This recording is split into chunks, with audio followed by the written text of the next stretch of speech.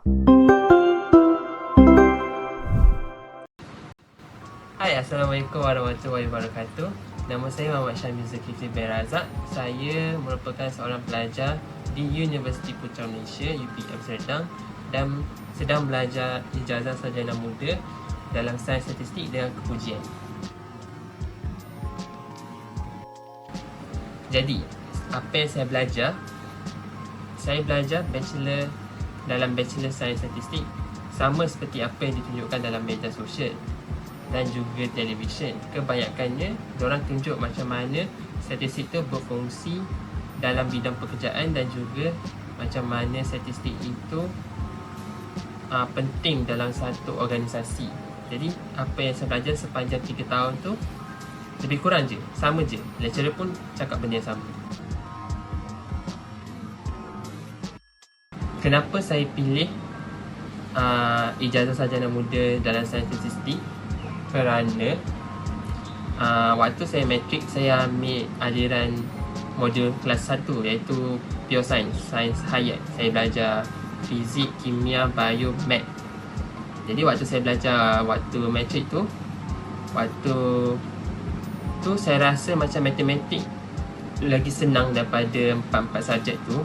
Fizik, kimia, bio pun seronok belajar, seronok dan senang nak faham. Tapi saya lebih suka belajar matematik sebab dia melibatkan saya untuk berfikir cara untuk selesaikan masalah tu. Dan kenapa saya pilih UPM?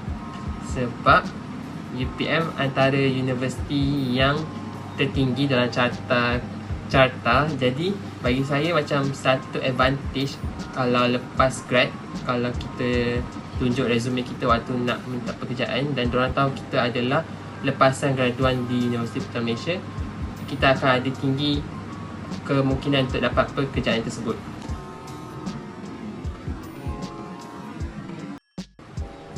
Jadi, apa syarat kemasukan untuk ijazah sarjana muda ni? Yang pertama, waktu diploma, matrik dan juga asasi, pointer CGPA korang perlu lebih tinggi daripada 2.67. Jadi, saya sarankan korang untuk dapat pointer 3 dan ke atas.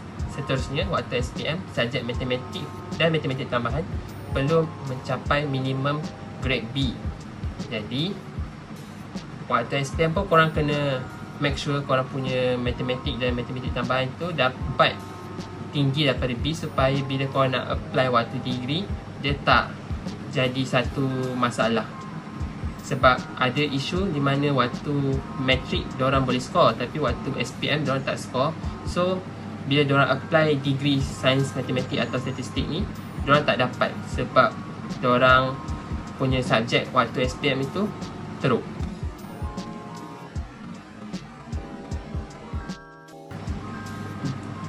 Kenapa subjek ni istimewa berbanding daripada subjek lain? Kerana subjek statistik ni bukan sahaja cakap pasal problem solving, tapi kita orang pun belajar macam mana cara untuk menggunakan programming. Contohnya R, Arterix, SAS, SAS programming dan lain lagi. Selain pada programming, kita orang juga ada belajar subjek matematik seperti kalkulus 1, kalkulus 2. Jadi, bagi kita orang, subjek statistik ni bukan tertumpu pada statistik semata-mata, tapi dia gabungan antara sains kom, matematik dan juga statistik. Apakah peluang pekerjaan yang terdapat bagi lepasan graduan khusus Bachelor Sains Statistik? Pendapat saya, sebab khusus yang kita orang belajar ni masih lagi meluas. Jadi, bila kita habis belajar, bila dah graduasi, kita terbuka untuk pergi ke mana-mana bidang. Contohnya dalam bidang sektor ekonomi, pentadbiran, akademik, industri, ataupun kita boleh pergi ke bahagian industri. Bagi saya lebih fokus kepada industri di mana saya boleh belajar macam mana untuk memastikan setiap pemprosesan barang itu teratur dan mengikut standard unit yang ditetapkan oleh mesin ataupun yang ditetapkan oleh pihak atasan.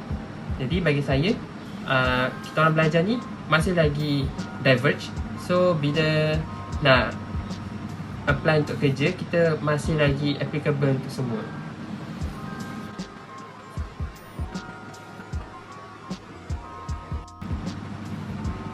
Siapa yang patut ambil kursus Bachelor Sains Statistik ni?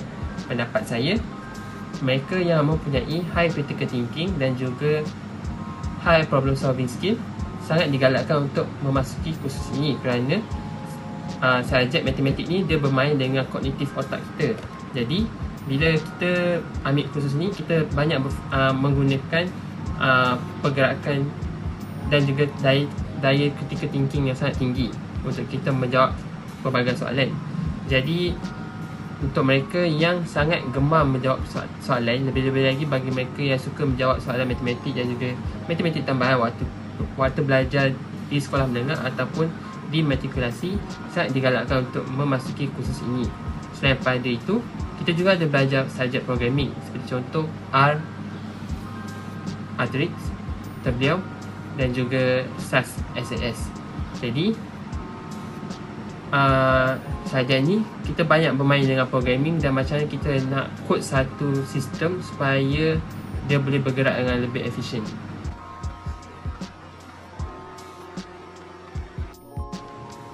Jadi apa stigma masyarakat terhadap bachelor ini? Berdasarkan pemerhatian saya, mereka selalu mengatakan bahawa Bachelor Sains Matematik dengan Bachelor Sains Statistik itu sama, padahal diorang berbeza. Dia adalah dua bachelor yang berbeza, di mana Bachelor Sains Matematik tu mereka lebih tertumpu macam mana untuk membuktikan sesuatu teori. Bagi contoh, macam mana 1 tambah 1 tu berjadi 2. So itulah dalam bidang matematik, diorang kena membuktikan dalam segi matematik macam mana 1 tambah 1 tu ialah 2. Dalam statistik, diorang lebih kepada problem solving, di mana kita diberikan satu data dan satu masalah dan kita ditugaskan untuk menyelesaikan masalah itu. So itulah statistik. Kita tak banyak bercakap pasal teori, kita lebih banyak pada problem solving.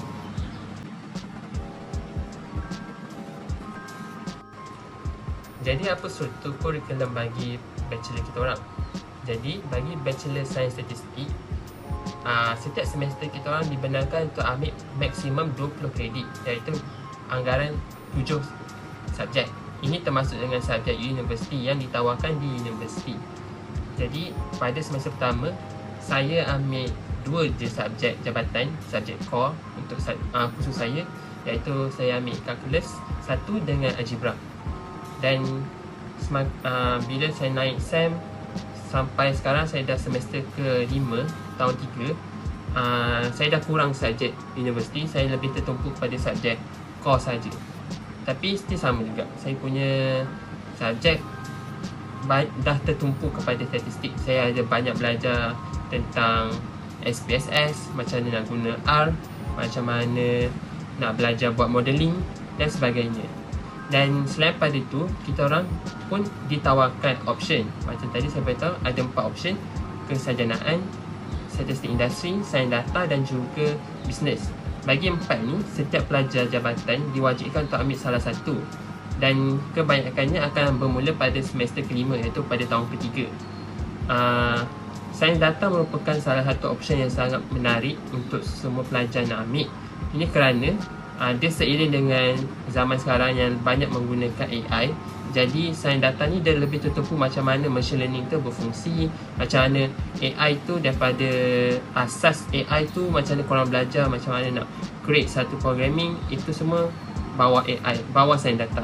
Jadi bagi saya, siapa-siapa yang sangat berminat dan mahir menggunakan programming, korang boleh ambil option sains data.